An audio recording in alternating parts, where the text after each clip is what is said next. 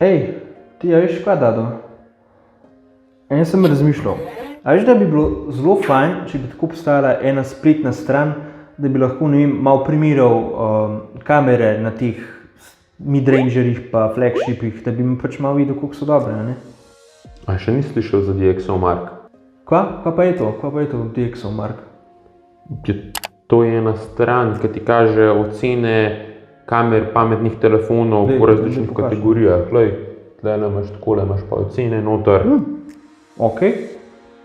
Sliši se zanimivo. Drugače je dobra stran za eno osnovo, ni vse tako, kar zgleda, no, moraš kar dobro pregledati celo stran. Lahko pogledaš tudi en video na DeSweetTech TV, ki ti vse razloži po tej strani, tako da hitro skoči tja. Ne, to se pa zelo zanimiv sliši. Ok, cool. No.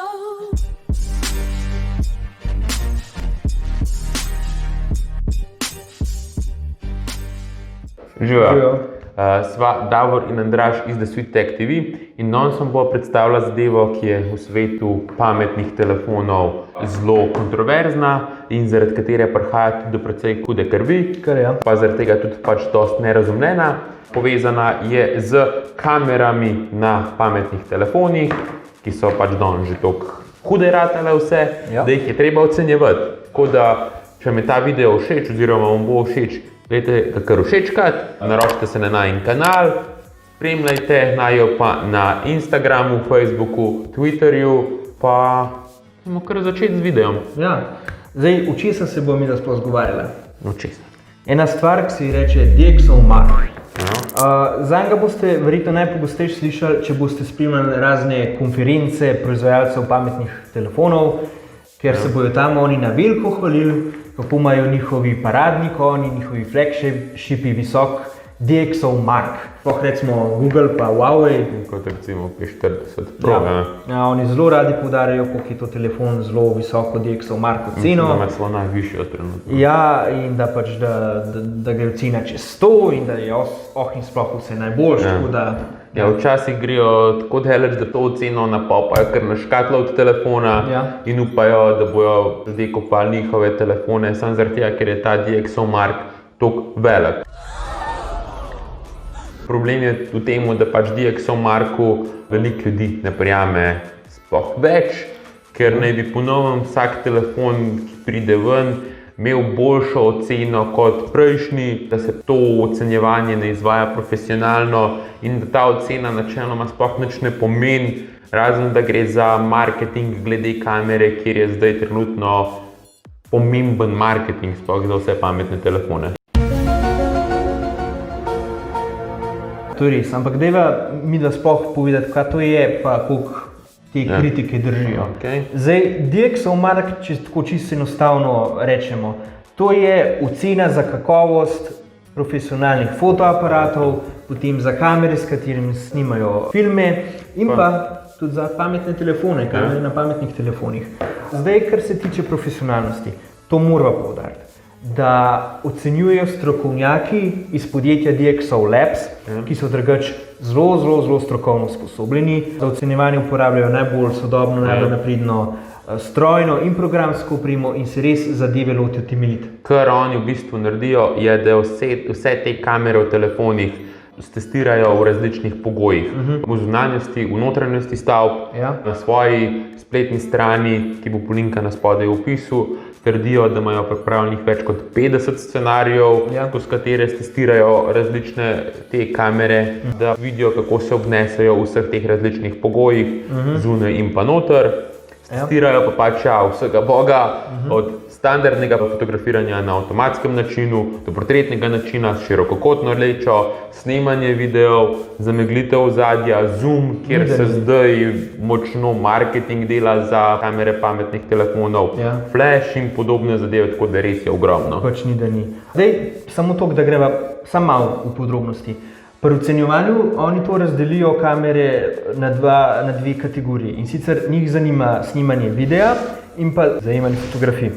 Potem pa vsako od teh kategorij še na dodatne podkategorije razdelijo.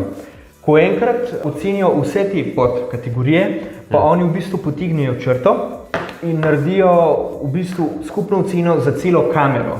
In te ocene se gibljajo tam okoli 100, lahko so pod 100, lahko so nad njo, ampak ta 100 samo to, da se zavedate, to ne odraža najvišje možne ocene, ampak je v bistvu samo neko merilo za neko približno orientacijo. Načeloma ocene skozi malo rastejo, ampak je pa tista 100 je tam nekje, kjer se je vse skupaj recimo začelo. Ali pa, da če je tam okoli 100, je že dosti dobra kamera v telefonu. Ja, pa telefoni pametni so jo že presegli 100 par let nazaj. Ok, pač torej imamo strokovnjake, ki za ocenjevanje uporabljajo vrhunsko tehnologijo.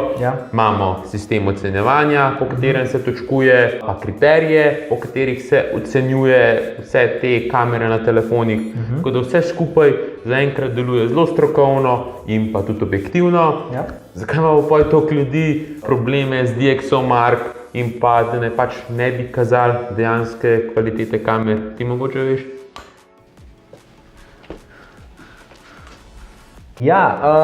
Razlog je v tem, da ti strokovnjaki niso bili toliko zelo objektivni, kot razgleda. Namreč, DxOLab se ukvarja z dvema zadevama. Prva je s tem, da pač ocenjujejo fotoaparate oziroma kamere. Zdaj, ta druga stvar je pa, da se ukvarjajo s svetovanjem in sicer svetujejo proizvajalcem pametnih telefonov, da naj svoje kamere skalibrirajo tako, da bodo najbolj ustrezale standardom DxOMark. Verjetno pa ni treba poudariti, da je za to treba tudi plačati DxOMarku in to je dober biznis. Majhni proizvajalci telefonov si pa pač tega recimo ne morejo privoščiti, da bi to svetovanje kupili in mogoče zaradi tega njihove kamere niso toliko visoko kot recimo od kakšnega Samsunga, Huawei-ja ali pa kakšnega Apple-a, ker pač nimajo keša, da bi to podprli. V bistvu DxOMark nekako s temu narekuje trend celotni industriji kamer na pametnih telefonih. Eno samo podjetje.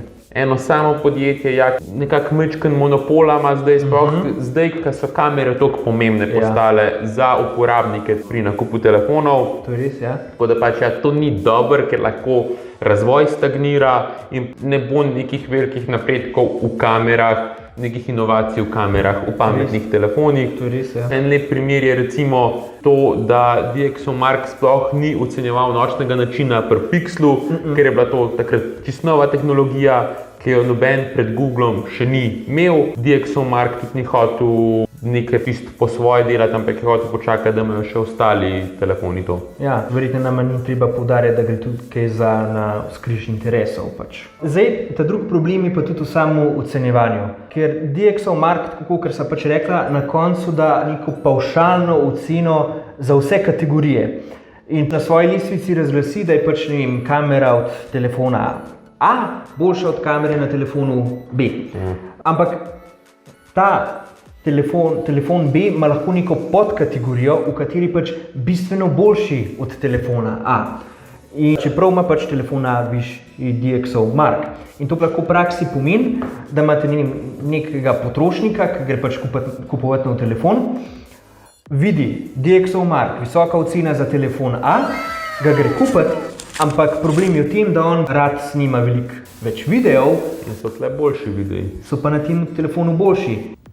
No, God, please, no, no! In na koncu mu je kamera na tem telefonu za nič, zato ker ne glede na to, da je višja ocena, on nima najboljše uporabniške izkušnje. Pač to je zato, ker gredo ljudje na tej strani gledati samo končno oceno, ne zanimajo jih ocene podkategorij. A je to krivda DxOMarka, da se ljudje ne pozanimajo za podkategorije? Valjda, da ni, ampak nastane problem tudi zaradi tega, ker recimo mediji, ko poročajo o kakšnih telefonih, na hitrico samo povejo, pa omenijo to oceno, da je ta ocena dobra, da je verjetno kamera celotna dobra, ne gredo pa podrobno pogledati pa opisati, da mogoče kakšna stvar ni tako dobra, kot pri drugem telefonu, ki je cenejši. In to vpliva tudi na nakup telefonov pri uporabnikih. To recimo tudi do raznih bizarnih situacij pripelje. Lahko imate recimo, ne vem, nek starejši telefon, ki ima pač objektivno gledano boljšo kamero od nekega novejšega telefona, pa je recimo bistveno slabše ocenjen. To se je že zgodilo. In pa tudi to, kar mi dva ugotavljava, je, da zelo nefer je, da neko kamero, ki danes se uporablja za 100 različnih stvari, ki ima 100 različnih načinov, da celotno njeno delovanje se skondenzira v eno samo cifro.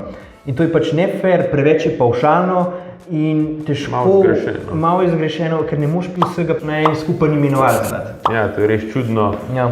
Še ena stvar je, da pač DxOMark podkategorije razvršča po pomembnosti, na vrhu so za njih najbolj pomembne stvari, na dnu najmanj. V DxOLabs so recimo mnenja, da sta zoom pa zameglitev ozadja pri portretnem načinu na dnu pomembnosti, zameglitev ozadja verjetno za kakšne instagramerje ali pa influencerje je mogoče malo višje, ker to vsak dan uporabljajo.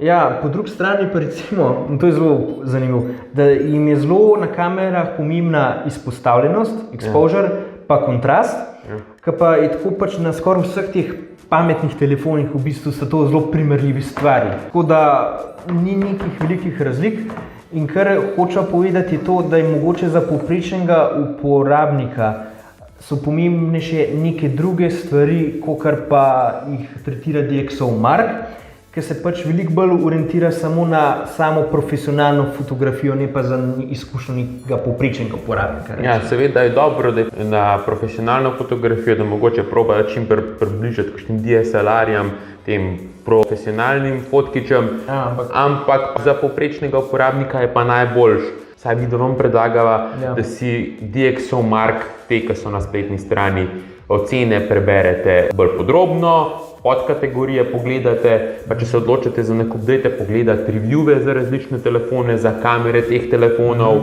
ker pač mi, ki testiramo telefone, takole pa objavljamo videe, saj midva nisa vezana trenutno nobenem podjetju in poveva situacijo tako, kot je in kaj je dobro, kaj je slabo poveva. In to ni v nadzorovanem okolju in dava bolj realno oceno, mogoče lahko. Ja, res je. Tako da upam, da ste se danes naučili kaj novega, da vam je bil video všeč, pa da ste uživali v videu. Zaenkrat je to, pa upam, da se tudi v naslednjih videih vidimo. Čau!